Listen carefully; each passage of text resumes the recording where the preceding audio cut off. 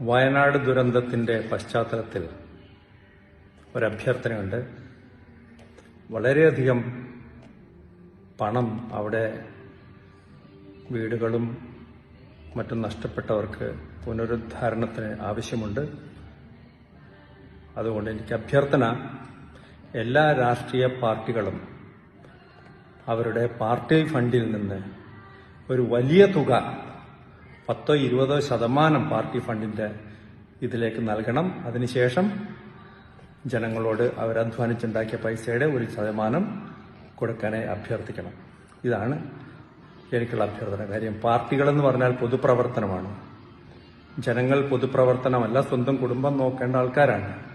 പക്ഷെ രാഷ്ട്രീയ പാർട്ടികൾ പൊതുപ്രവർത്തനമായതുകൊണ്ട് അവരാണ് റോൾ മോഡലായിട്ട് പാർട്ടി ഫണ്ടിൽ നിന്ന് 10-20-30% പൊതുപ്രവർത്തനത്തിനായി ചെയ്ത് മാതൃക കാണിക്കാൻ അഭ്യർത്ഥിക്കുകയാണ്. Thank you.